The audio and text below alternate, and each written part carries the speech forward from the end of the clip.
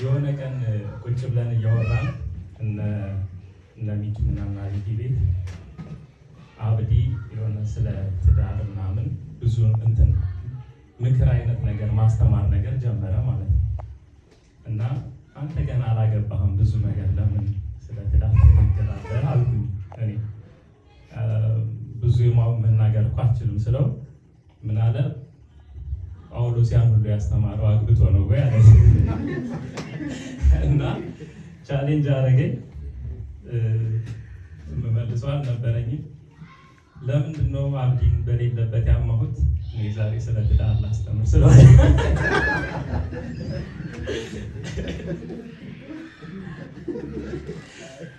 አርፈህ ተቀመጥ አያምርብህም ያላችሁ ሰዎች አሉ።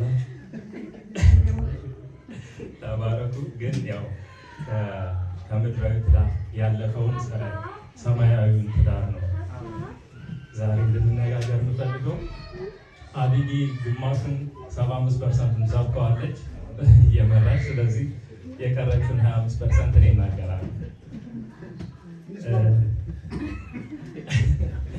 ምንድነው ኢየሱስ ክርስቶስ እና የቤተ ክርስቲያን አንድነት እና ህብረት በትዳር ተመስሏል፣ ሪፕሬዘንት ተደርጓል። በምን ተደርጓል? በትዳር በባልና በሚስት ባለው ህብረት ሪፕሬዘንት ተደርጓል። ስለዚህ ኦኬ ሪፕሬዘንት ከተደረገ በሰዓቱ ይሄንን መጽሐፍ በተጻፈበት ዘመን የነበረው የአይሁድ የትዳር ትራዲሽን ባህል ምን ይመስላል የሚለውን ነበረ እያጠናሁ የነበረው። ኢየሱስ ክርስቶስና ቤተክርስቲያን በትዳር ነው የወከሏቸው። እነ ጳውሎስም ሲያስተምር ኢየሱስም ሲናገር በጣም ይጫዋል እና በትዳር ከመሰላቸው ኦኬ ታዲያ በዛ ሰዓት እነ ጳውሎስ በሚጽፉበት ሰዓት የነበረው የሰርግ የትዳር ትራዲሽን ምንድን ነው የሚመስለው የሚለውን ለማየት ነበር እየሞከርኩኝ ያለሁት እና ማክሰኞ ዕለት ጀምሬ ምንድን ነው የነበረው የሚለውን ማንበብ ማየት ምናምን ጀመርኩኝ። ከዛ ይህን እያነበብኩኝ ምናምን አንዱ ጓደኛዬ ከደብረ ዘይት ከኢትዮጵያ ደውሎልኝ እያወራን ሰሞኑን በልብ የሞላውን እስኪ ሼር አድርገኝ አለኝ። ከዛ ሼር አድርገኝ ሲለኝ አይ ሰሞኑን የአይሁድን የጋብቻ ስርዓት ነው እያጠና ያለሁት አልኩት። ስለው አይሁዳዊ ሴት ልታገባ አሰብክ? አይ አይሁዳዊው ሊያገባን ነው እኛን አልኩት ማለት ነው። እና ኤፌሶን 5 ላይ አውጥተን መጀመሪያ ይሄ ሪፕሬዘንት መደረጉን እንላለን። ፈጠን ለማለት በስልክ ያነባለን። ኤፌሶን ምዕራፍ 5 ላይ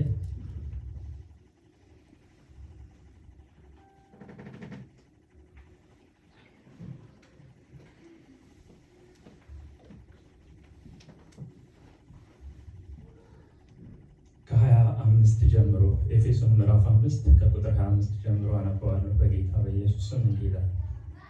ባሎች ሆይ ክርስቶስ ቤተክርስቲያንን እንደወደዳትና ራሱንም ስለ እርሱ አሳልፎ እንደሰጠ እናንተ ሚስቶቻችሁን ውደዱ። በቃሉ አማካይነት በውሃ አጥቦ በማንጻት እንድትቀደስ እንዲሁም ጉድፍ ወይም የፊት መጨማደድ ወይም አንዳች እንከን ሳይገኝባት ቅድስትና ነውር አልባ የሆነች ክብርት ቤተክርስቲያን አድርጎ ለራሱ ሊያቀርባት ነው። ባሎችም እንደዚሁ ሚስቶቻቸውን እንደ ገዛ ስጋቸው መውደድ ይገባቸዋል። ሚስቱን የሚወድ ራሱን ይወዳል። የገዛ ስጋውን የሚጠላ ማንም የለም። ይመግበዋል፣ ይንከባከበዋል። ክርስቶስን በቤተ ክርስቲያን ያደረገው ልክ እንደዚሁ ነው። እኛ የክርስቶስ አካል ብልቶች ነንና። 31 እስከ 33 ያለውን በደንብ ስሙኝ፣ በተለይ 31 እና 32። ስለዚህም ሰው አባቱንና እናቱን ይተዋል፣ ከሚስቱም ጋር አንድ ይሆናል፣ ሁለቱም አንድ ስጋ ይሆናሉ። ይህ ትልቅ ምስጢር ነው። እኔም ይህን ስለማለት አለ ስለ ክርስቶስና ስለ ቤተ ክርስቲያን እናገራለሁ። ሆኖም ከእናንተ እያንዳንዱ ሚስቱን እንደራሱ አድርጎ ይውደድ፣ ሚስቱን ባሏን ታክብር። ጳውሎስ አዘዘና ለባሎች ለሚስቶች ይህን አድርጉ ይህን አድርጉ ይህን አድርጉ አለና ሰው አባቱንና እናቱን ይተዋል፣ ከሚስቱ ጋር ይተባበራል፣ ሁለቱም አንድ ስጋ ይሆናሉ አለና ይህን ግን ስለማን ነው የምለው አለ? ስለ ክርስቶስና ቤተ ክርስቲያን። ስለዚህ የመጀመሪያው ይህን ሁሉ የምናገረው ስለ ክርስቶስና ቤተ ክርስቲያን ነው። ግን ሆኖ እናንተም ይህንን ፕሪንሲፕል ተከተሉ፣ በምድራዊ ትዳር ባልና ሚስትም ይህንን ተከተሉ አለና ግን ዋናው ግን የሚያሳየው ማንን ነው አለ? ክርስቶስንና ቤተ ክርስቲያን ነው። ስለዚህ ጳውሎስ ይህንን የክርስቶስና የቤተክርስቲያን አንድነት የትዳር ነው ካለ በዚያን ጊዜ ሰዎች የሚያገቡት እንዴት ነበር? ምናልባት አሁን የተቀየረ ነገር ስላለ ማለት ነው። አሁን ያንን ትራዲሽን ስለማናየው በዛ ሰዓት የነበረው እንዴት ነው የሚለውን ልንገራችሁ። አንድ ወንድና አንድ ሴት ከመጋባታቸው በፊት 3 ነገሮችን ያደርጋሉ። 3 ስቴጆች አሉ። 3 ስቴጆች አሉ። የመጀመሪያው የመተጫጨት ስቴጅ ነው። በእንግሊዝኛ ቤትሮታል ይባላል። የማጨት ወንዱ ሄዶ ሴቷን የሚያጭበት ስቴጅ ነው። ሁለተኛ የዝግጅት ስቴጅ ነው። ሶስተኛው ኮንሱሜሽን ወይም ደግሞ የመውሰድ ወይም የማግባት ሰርግ የማድረግ ስቴጅ ነው። 3 አሉ። የማጨት የዝግጅት እና የሰርግ ወይም ደግሞ የመጋባት ስቴጅ ነው እና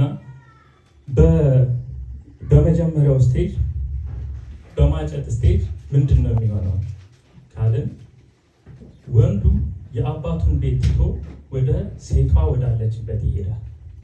ሴቷ ወዳለችበት ይሄድና ምን ያደርጋል? የማጨት ስርዓትን ይፈጽማል እና የእነሱ ጮኝነት ከሀበሻ ጮኝነት ወይም ደግሞ በዚህ ዘመን ካለው በሌሎች ሀገሮችን ከምናየው ትንሽ ለየት የሚያደርገው ነገር አለ። ምንድነው ለየት የሚያደርገው? ሌጋሊ ባይንዲንግ ነው።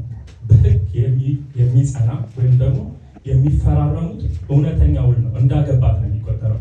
አሁን ለምሳሌ በዚህ ዘመን አንድ ወንድ አንድ ሴትን አገባ ብንል አጨ ብንል የማግባት ግዴታ የለበትም አይደለ? ወይም ደግሞ እንዳገባት አይቆጠርም። እንደ እንትና ሌጋሊ ባይንዲንግ አይደለም። ህግ አይጠይቀውም ቢተው ለምሳሌ ማለት ነው። በእነሱ ዘመን ግን አንድ ወንድ አንድ ሴትን አጨ ማለት የጋብቻ ውሉ ይፈረማል ቀድሞ ማለት ነው። ስለዚህ ምንድነው ሌጋሊ ባይንዲንግ ነው ለየት የሚያደርገው ማለት ነው።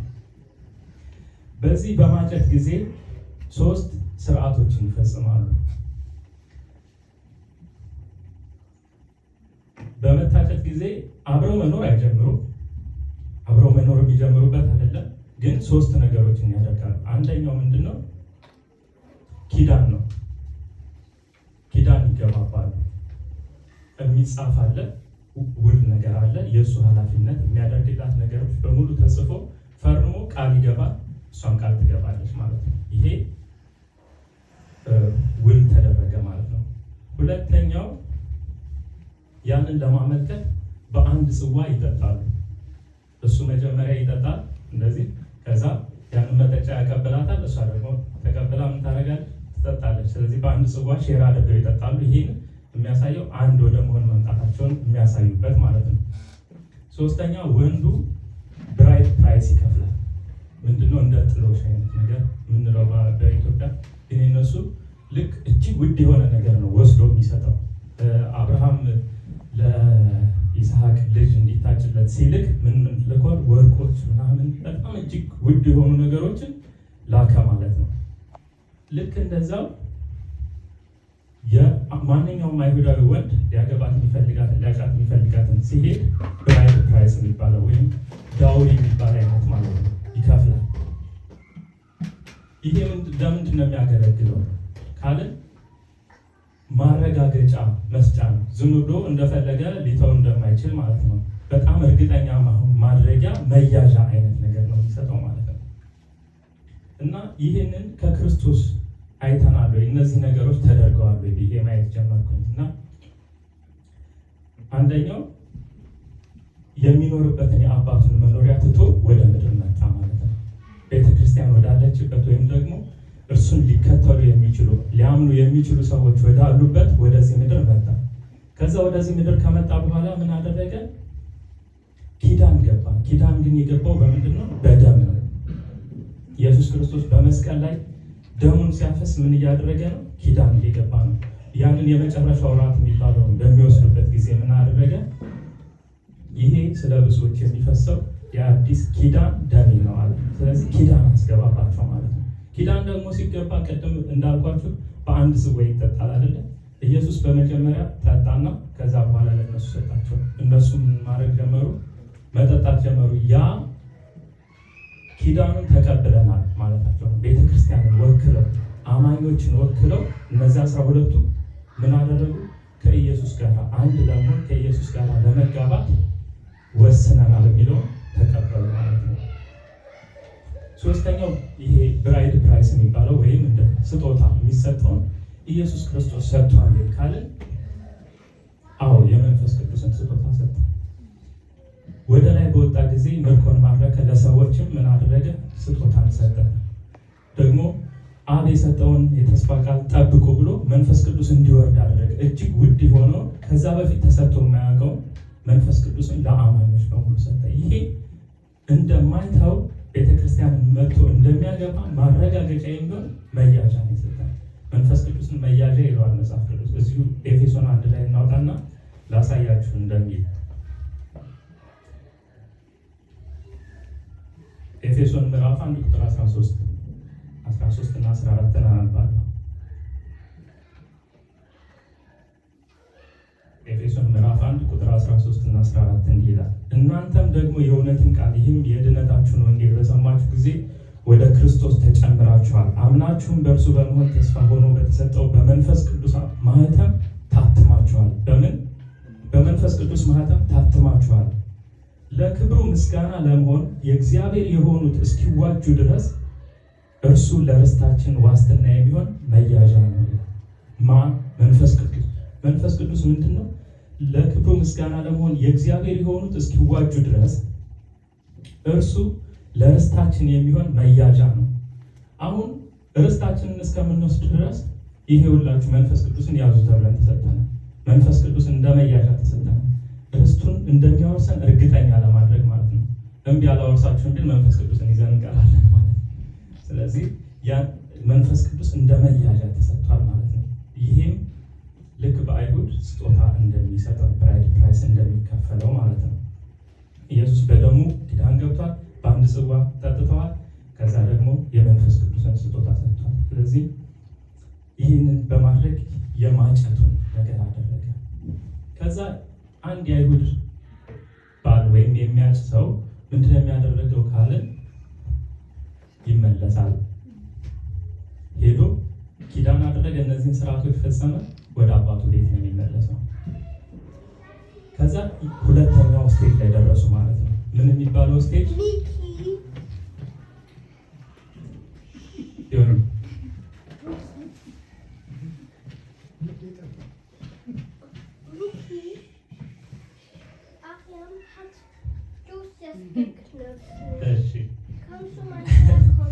እና ሁለተኛው ስቴጅ ላይ ደረሰ። ሁለተኛው ስቴጅ የዝግጅት ጊዜ የሚባለው ነው። የዝግጅት ጊዜ ሁለቱም ናቸው የሚዘጋጁት፣ ወንዱም ሴቷም ናቸው የሚዘጋጁት።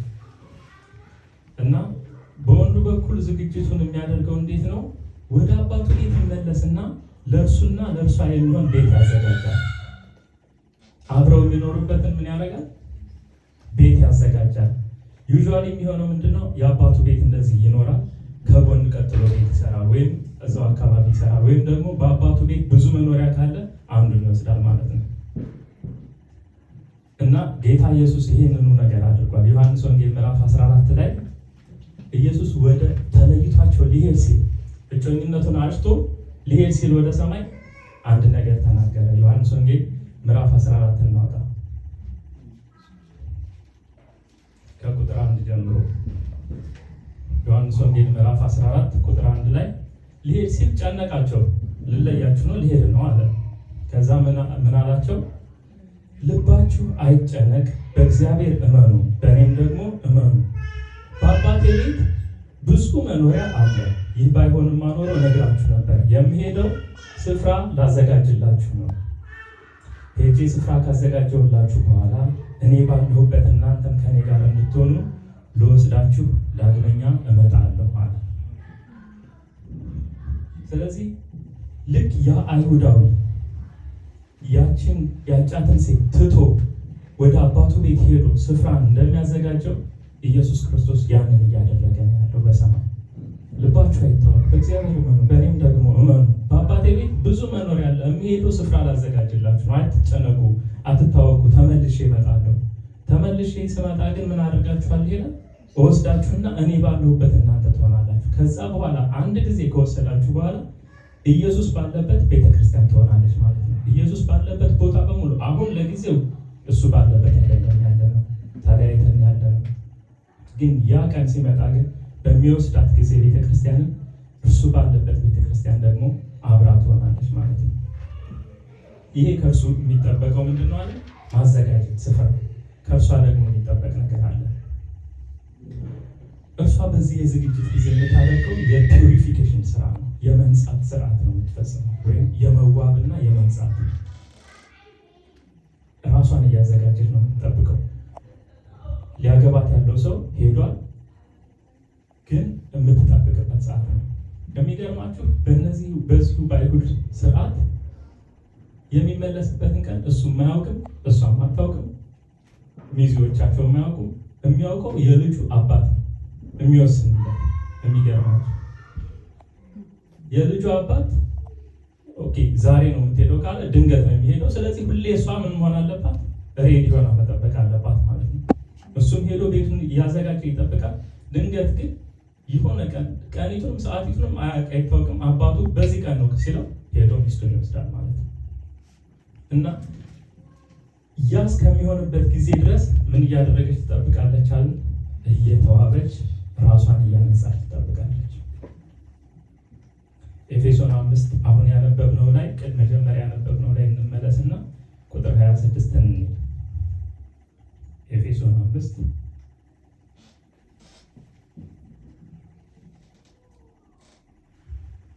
ቁጥር 26 እንዲህ ይላል፣ በቃሉ አማካይነት በውሃ አጥቦ በማንጻት እንድትቀደስ እንዲሁም ጉድፍ ወይም የፊት መጨማደድ ወይም አንዳች እንከን ሳይገኝባት ቅድስትና ነውር አልባ የሆነች ክብርት ቤተክርስቲያን አድርጎ ለራሱ ሊያቀርባት ነው።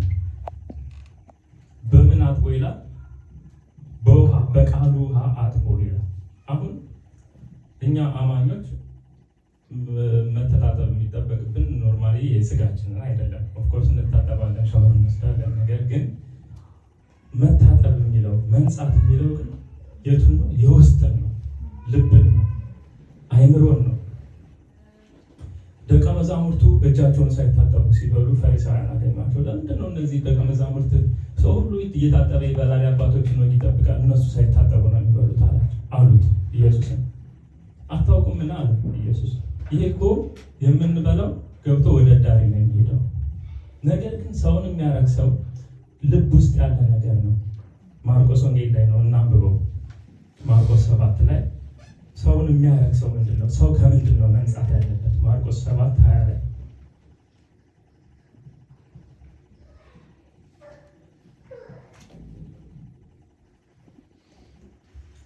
ማርቆስ ምዕራፍ 7 ቁጥር 20 ላይ እንዲህ ይላል። ቀጥሎም እንዲህ አለ፣ ከሰው የሚወጣ ያ ሰውን ያረክሰዋል። ከውስጥ ከሰው ልብ የሚወጡት ክፉ ሐሳብ፣ ምንዝር፣ ስርቆት፣ ሰው መግደል፣ ዝሙት፣ መስገብገብ፣ ክፋት፣ ማታለል፣ መዳራት፣ ምቀኝነት፣ ስም ማጥፋት፣ ትዕቢት፣ ስንፍና ናቸው። እነዚህ ክፉ ነገሮች ሁሉ ከሰው ይወጣሉ፣ ሰውንም ያረክሳሉ። ወደ ሰው የሚገባው ሳይሆን የሚያረክሰው ሰው ልብ ውስጥ ያለ ከሰው የሚወጣ ክፉ ሐሳብ፣ ትዕቢት፣ ጸብ፣ ምቀኝነት፣ እንደዚህ መዳራት፣ እነዚህ ነገሮች ናቸው አለ ሰውን የሚያረክሱ። ስለዚህ ቤተክርስቲያን ታዲያ ምንድን ነው የምታደርገው ካለን ከነዚህ ነገሮች ነው ራሷን የምታነጻው ማለት ነው። እንዴት ነው የምታነጻው ደግሞ ካለን ኤፌሶን ላይ በቃሉ ውሃ አጥቦ ይላል። ቃሉ እንደ ውሃ ነው። ምን ያደርጋል? ያጥባል፣ ያጠራል። ኢየሱስ ለደቀ መዛሙርቱ እናንተ አሁን ከሰማችሁት ቃል የተነሳ ንጹሐን ናችሁ አላቸው፣ ጠርታችኋል። ምክንያቱም ለምንድን ነው? የጌታን ቃል ሰው ሲሰማ ቆሻሻ የሆነ ዓለማዊ ሀሳብ እየወጣ ይሄዳል ማለት ነው፣ እየጠራ ይሄዳል። ያለን አስተሳሰብ ስለ ነገሮች አለ፣ ስለ ገንዘብ ያለኝ አስተሳሰብ፣ ስለ ቤተሰብ ያለኝ አስተሳሰብ፣ ስለ የትኛውም አኗኗሪ ያለኝ አስተሳሰብ አይምሮዬን የሚያጸዳው የሚያጥበው ምንድን ነው? የእግዚአብሔር ቃል ነው። ስለዚህ በእግዚአብሔር ቃል ሰው ከዓለም እድፍ እየነጻ ሲሄድ ያ ነው ፒውሪፊኬሽን የሚባለው። ከቤተ ክርስቲያን የሚጠበቀው የዝግጅት ስራ አንዱ ምንድን ነው? ይሄ የፒውሪፊኬሽን ስራ ነው።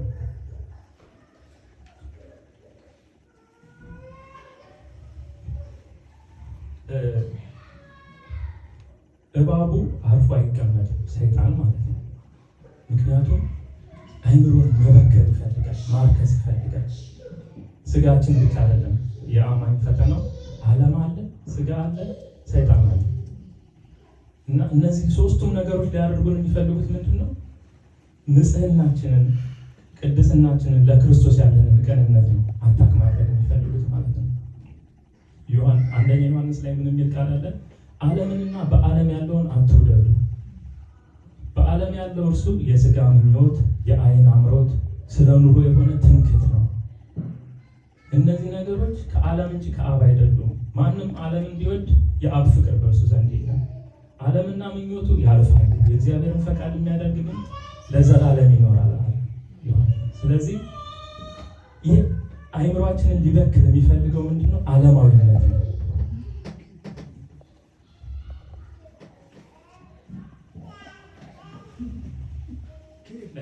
ከውጭ ሊሆን ይችላል፣ መልአክ ሊሆን ይችላል። ይሆንልን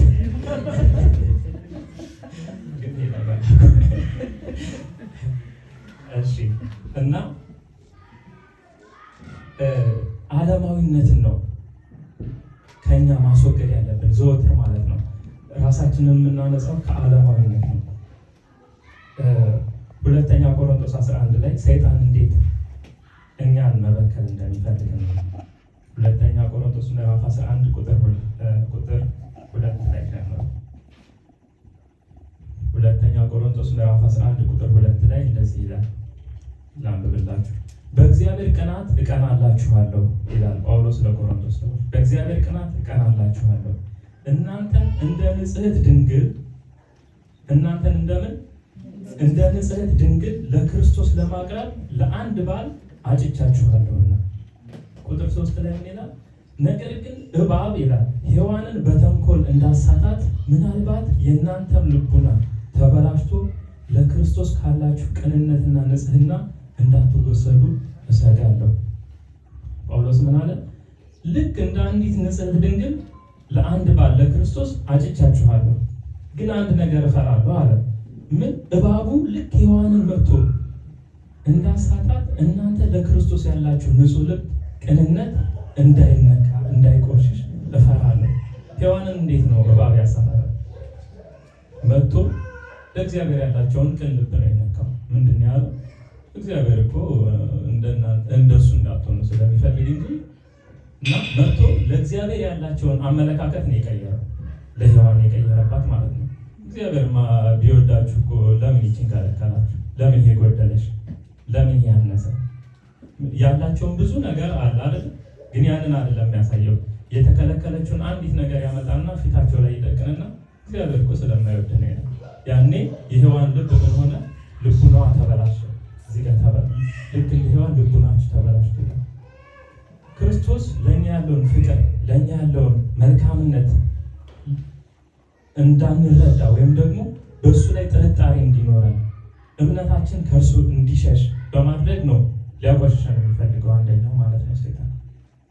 እና ሌላው ዓለማዊነትን ወደኛ በማምጣት ነው። የዓለማዊነትን ፈተና በጣም ብዙ አይነት ዓለማዊነትን እጃችን ላይ ያቀርብልናል ማለት ነው። እና ዘወትር በየቀኑ መንጻት ይጠበቅብናል። በየቀኑ እንዴት ነው የምንነጻው? አንደኛ በቃሉ ነው። ሁለተኛ ደግሞ በደሙ ነው። በኃጢአታችን ብንናዘዝ ኃጢአታችንን ይቅር ሊለን ከአመፃም ሁሉ ሊያነጻን የታመነና ጻድቅ ነው ተብሎ ተጽፏል። የልጁ የኢየሱስ ክርስቶስ ደም ከኃጢአት ሁሉ ያነጻናል ተብሎ ተጽፏል። እና ሁልጊዜ የጌታን ደም በላያችን ላይ ስንጠራ ንስሐ ስንገባ ምን እየሆን እንሄዳለን? እየተቀደስን እየነጻን እንሄዳለን። ደግሞ በመንፈስ ቅዱስ እንታጠባለን፣ እንዋባለን፣ እንቀባለን። መንፈስ ቅዱስ እንደ ቅባት ነው። ዘወትር ምን ያደርጋል? ያስውበናል። ኤፌሶን 5 ላይ የቤተ ክርስቲያንን ሲናገር ምንድን ነው የሚለው? የፊት መጨማደድ ሳይኖርባት የሚል ቃል አለ። ወይም ደግሞ ይህ በእድሜ የመሄድ አይነት ምልክት ማለት ነው። የአለመታደስ ምልክት። አንድ ቦታ ላይ ሆኖ በጣም እዛው ላይ ሲቆይ ቅባት ሳያገኝ ሲቀር ምንድን ነው እየሆነ የሚሄደው? እየተጨማደደ እየደረቀ ይሄዳል እና ያንን አይነት ነገር እንዳይኖርባት ቤተክርስቲያን ምንድን ነው ማድረግ ያለባት? ዘወትር በመንፈስ ቅዱስ ቅባት ውስጥ መሆን አለባት ማለት ነው። በዛ ወዝ ውስጥ መሆን አለባት። በዛን ጊዜ ምን ትሆናለች? እየተዋበች ትጠብቃለች ማለት ነው። ጌታ ይመስገን። እና ሌላኛው ስራዋ ቤተክርስቲያን በኤግዛይትመንት መጠበቅ ነው። ቅድም አብይ ሙሉ ምዕራፍ ሁለተኛ ጴጥሮስ 3 አንብባለች እና መጨረሻውን አካባቢ ድጋሚ ብናነበው ደስ ይለኛል። ሁለተኛ ጴጥሮስ ምዕራፍ 3 ቁጥር 12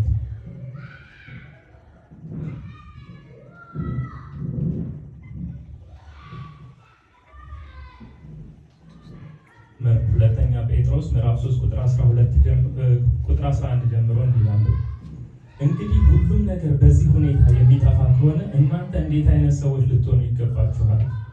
አዎን በቅድስናና በእውነተኛ መንፈሳዊነት ልትኖሩ ይገባችኋል። ደግሞም የእግዚአብሔርን ቀን እየተጠባበቃችሁ መምጫውን ልታፋጥኑ ይገባል።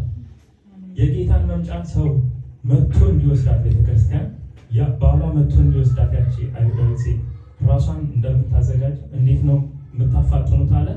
በቅድስናና በእውነተኛ መንፈሳዊነት በመኖር ነው። እና ልክ ራሷን ስታዘጋጅ ምን ይሆናል? ሙሽራ ይመጣል። እየታገሰ ያለው ቁጥር 9 ላይ ቅድም አብይ በደንብ እየተናገረች ስለነበረ ቁጥር 9 ላይ ማንም እንዳይጠፋ ወዶ ነው ጌታ እየታገሰ ያለው። አንዳንድ ዘባቶች የት አለ የሚመጣው? ድሮ ዓለም ከመፈጠሩ ጀምሮ ያለው ነገር እንደቀጠለ ነው። ይኸው ይመሻል፣ ይነጋል፣ ምንም ነገር አይፈጠርም። ጌታ ይመጣል የምትሉት ምንድን ነው የሚሉ ምኖች አሉ ይላል።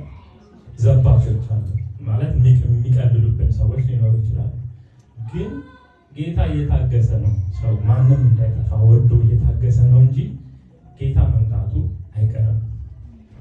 ሬዲ ሲቶን በአብ ውሳኔ መሰረት ኢየሱስ ክርስቶስ ይመጣል እና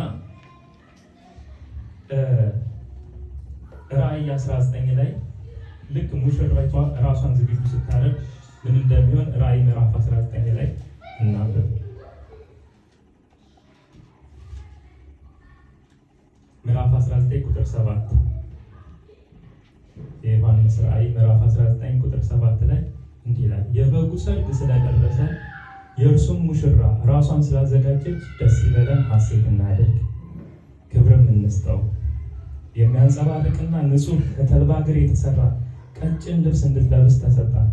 ከተልባ እግር የተሰራው ቀጭን ልብስ የቅዱሳን የጽድቅ ስራ ነው። የበጉ ሰርግ ስለደረሰ ሙሽሪት ምን ስላደረገች ይላል? ራሷን ስላዘጋጀች ደስ ይበለን፣ ሐሴት እናድርግ። ሙሽሪት ራሷን ስታዘጋጅ የበጉ ሰርግ ደረሰ ማለት ነው። መጥቶ የሚወስድበት ቀን ደረሰ ማለት ነው። እና አሁን ሁለቱን ስቴጆች አይተን ነበር። ሄዶ የሚያጭበትን ስቴጅ ተመልሶ እሷ የሚሰራበት ሙሽሪት የምታዘጋጅበት ሶስተኛውና የመጨረሻው ስቴጅ ላይ ደረሰ። ሶስተኛው ኮንሱሜሽን ይባላል፣ ወይም ደግሞ መውሰድ ነው የሚባለው። በማግባትን ምንድን ነው ብለው የሚጠሩት? መውሰድ። ማርያም ለዮሴፍ ታጭታ በነበረበት ጊዜ መልአኩ ምን አለው? እጮኛህን ማርያምን ለመውሰድ አትፍራ አለው። መውሰድ ማለት የዝግጅት ወቅት ላይ የነበሩበት ጊዜ ነው። ሄዶም የሚወስድበት ቀን ነበረ። ግን እዛ ሰዓት ላይ ሊተዋስቦ ነበር። ኖ ለመውሰድ አትፍራ ተባለ። ልክ ይሄ አይሁዳዊ እጮኛ ባል ሄዶ ሚስቱን እንደሚወስድ ጌታ ደግሞ መጥቶ ቤተክርስቲያንን ምን ያደርጋል? ይወስዳል ማለት ነው። አንድ ነገር ይሆናል በዚህ ሰዓት። ልክ አባትየው ለልጁ በቃ አሁን ኤቭሪቲንግ ኢዝ ሬዲ ሄደህ መውሰድ ትችላለህ ሲለው ምንድን ነው የሚያደርገው? ሚዜዎቹን ይዞ ይሄዳል ወደ ሴቷ። የሚሄደው ግን በሌሊት ነው። ብዙ ጊዜ በሌሊት ነው የሚሄዱት።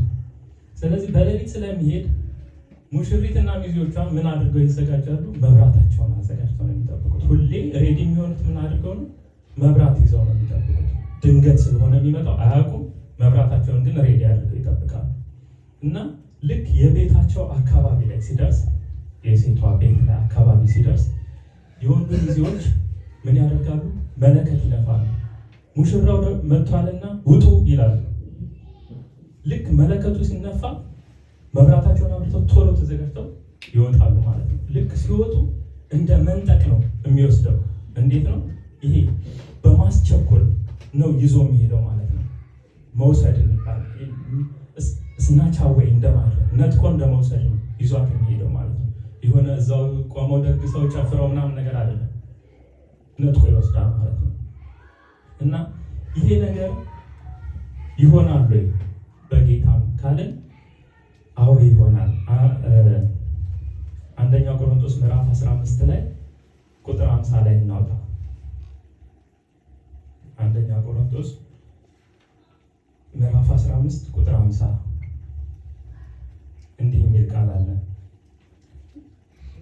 ወንድሞች ሆይ ይህን እነግራችኋለሁ፣ ሥጋና ደም የእግዚአብሔርን መንግሥት አይወርሱም፣ የሚጠፋው የማይጠፋውን አይወርስም። እነሆ አንድ ምስጢር እነግራችኋለሁ። ጳውሎስ አንድ ምስጢር እያወጣ ነው እዚህ ጋር። ምን አለ? ሁላችን አናንቀላፋም፣ የማይሞቱ ሰዎች አሉ እያለ ነው። ሁላችን አናንቀላፋም፣ ነገር ግን ሁላችንም እንለወጣለን። ይህም የሚሆነው መቼ ነው አለ? የመጨረሻው መለከት ሲነፋ ነው አለ። ልክ እነዛ አይሁዳውያን ሄደው ሚዜዎቹ መለከት ነፍተው ውጡ ብለው እንደሚያስወጡት እዚህ ጋር የመጨረሻው መለከት ሲነፋ ድንገት በቅጽበት ዓይን ምን እንለወጣለን። መለከት ይነፋል።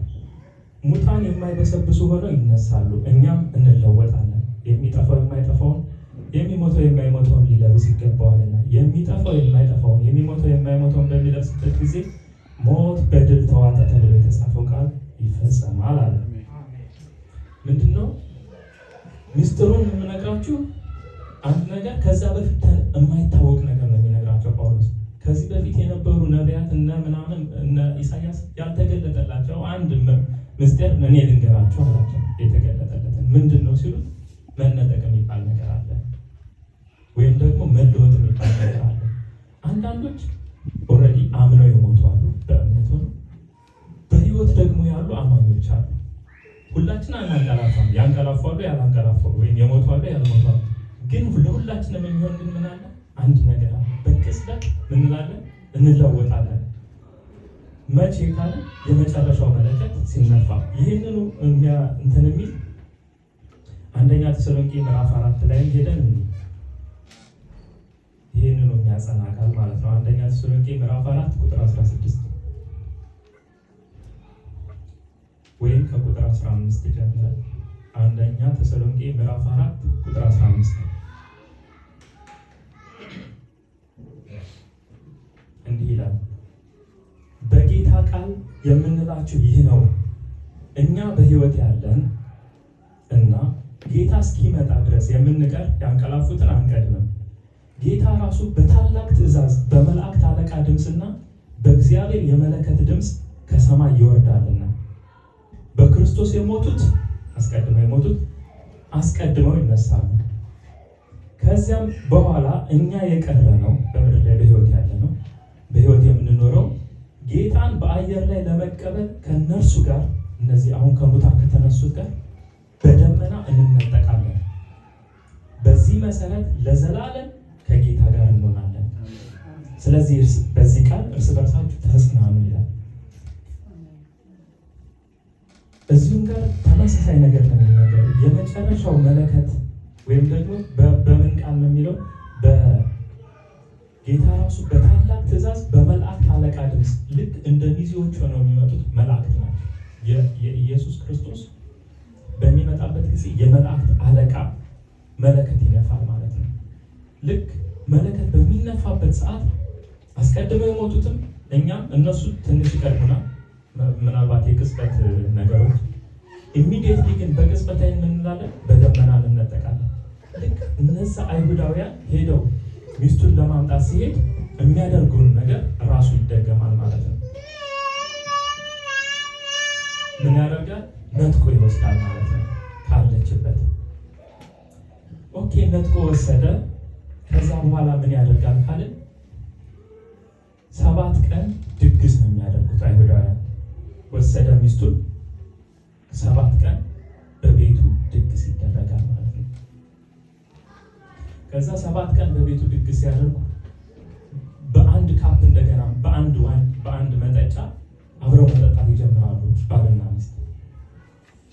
ጌታ የተናገረው ትዝ የሚላችሁ ከሆነ ይህንን ጽዋ ከእናንተ ጋር ልጠጣ እመኝ ነበር አለና ምን አለ? ድጋሚ በእግዚአብሔር መንግስት እስከምጠጣ ድረስ ድጋሚ አልጠጣውም አለ።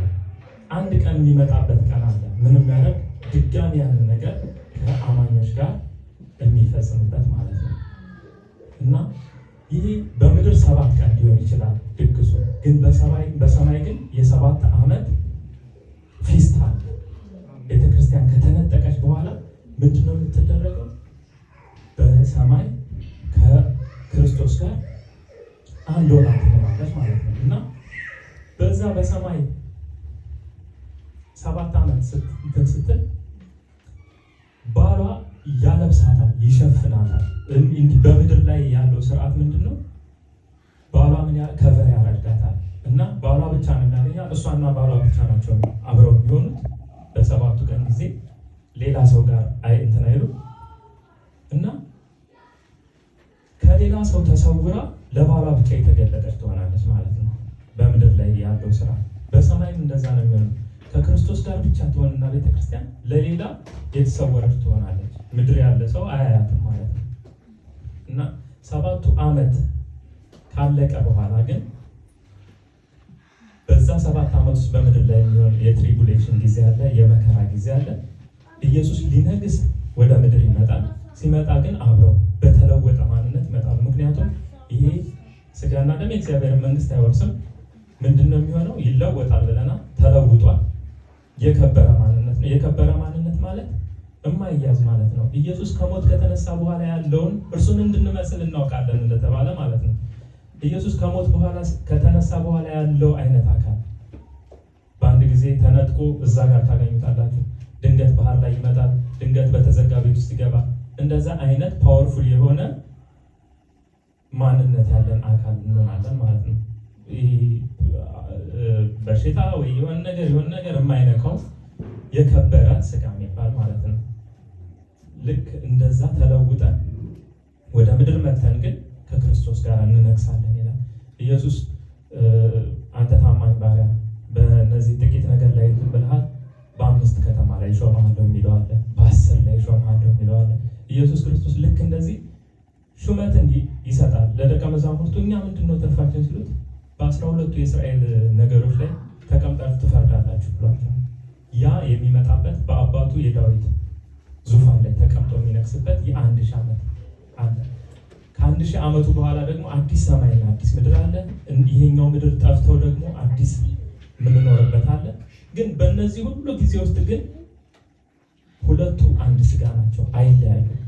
ልክ እዚህ ጋር ሰው አባትና እናቱን ይተዋል፣ ከሚስቱም ጋር ይተባበራሉ፣ ሁለቱም አንድ ስጋ ይሆናሉ ተብሎ የተጻፈውን ስለ ክርስቶስና ስለ ቤተክርስቲያን ነው የምነግራችሁ እንዳለ ልክ እንደዛው አሁን ተለያይተን ያለን ብንሆንም አንድ ጊዜ ግን ቤተክርስቲያንን ከወሰደ በኋላ ሁልጊዜ አብረው ይሆናሉ ማለት ከጌታ ጋር ለዘላለም አብረን እንሆናለን። ጌታ ኢየሱስ የተባረከ ይሁን። አሜን። ሚኪ ጸልይልንና